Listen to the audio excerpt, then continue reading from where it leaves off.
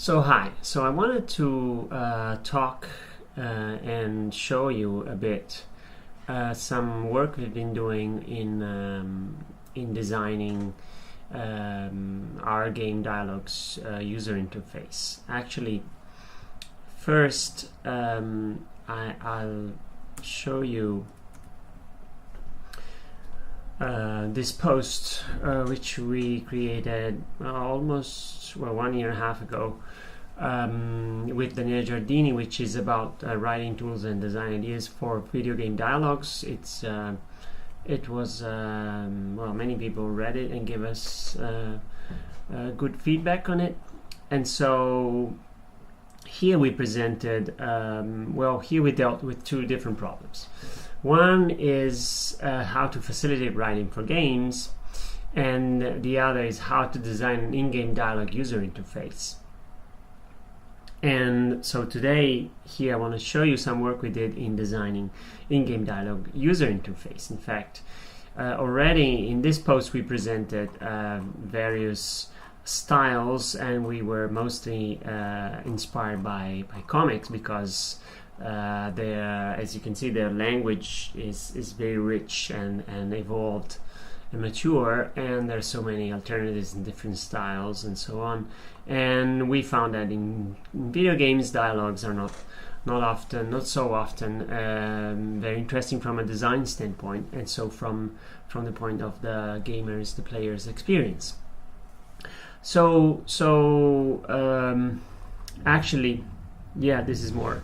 As you can see, these are beautiful games, but the dialogues user interface is a bit standard.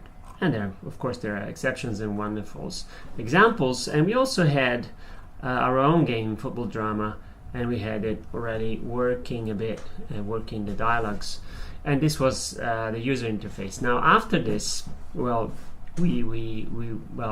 we actually focused mostly on the gameplay, on the matches, and so on.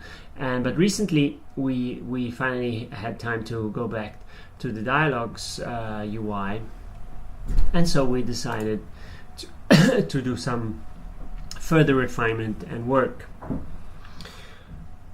So this said, now we'll go into our current development environment so we can see the state of our current dialogue user interface. So, one of the two things we wanted to refine for respect to what we had was to have different kinds of balloons, and we'll see that in the running dialogues, but also the possibility of having different kinds of layouts in function of different steps of the dialogue flow. So like I have the possibility of a kind of direction. So direction, I mean, so as you will know, I mean, narrative and dialogues in games have some specific features. So one of which is the fact that they have to interact with states. So actually dialogues are partially generated and change in function of the state of the game, the variables, and so on. So you can see here our internal tool for handling and defining the flow of the dialogues. Of course, here we have variables, cases, switches, and choices, and so on. So your dialogue has to support this.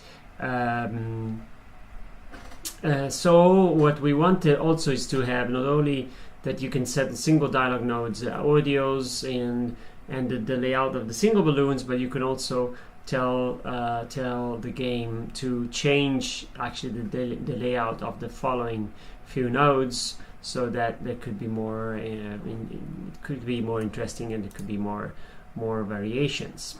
So you can see here we have already many dialogues configured, and so let's actually go and try one. So I'll pick this one, which has lots of variables. So of course I'm using a trick to jump directly to this mid-game dialogue. So you see here we have a cover. It fades out.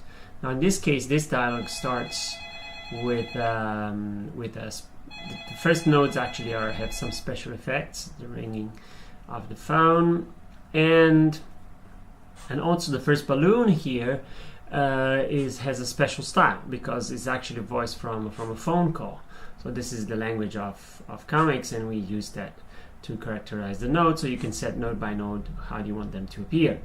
Also notice that we are somehow hinting to the fact that the two guys here are talking from different places in space, so that because they have different backgrounds. Yeah, so this is another special layout, is the fact that we have a thinking balloon, and so he's thinking, and here instead you have a sort of meta buttons which concern the choices you can make at this point of the game. So we decide to record the call, and yeah, and now you see the node has switched layout. Let's see if I can show you here. Yeah, so we are here. How dare you call me? And we have node layout equal to 4, which tells the application to switch layout, and we have this two-sided, which was the style which we defined previously. So this is really cool. So you can define it dynamically, and so this already gives you a lot of variations, and with respect to a standard game dialogue, and also the smooth moving, some sound effects on the nodes, and so on. I want to get to a point where we have choices, of course. So layout of choices is very important, and so this is one layout we've seen, and you see the choices get nervous if you don't pick them. But there's also vertical layout. So let's see, maybe you can see it in another dialog. Oh, also dialog have an ending screen which you can configure, of course, and so all this makes your experience quite smooth. So let's play a trick here, speed it all up, and so we can restart. Yeah, so we have another dialog, but this is not very interesting, so I want to restart. And let's go and see, well, maybe the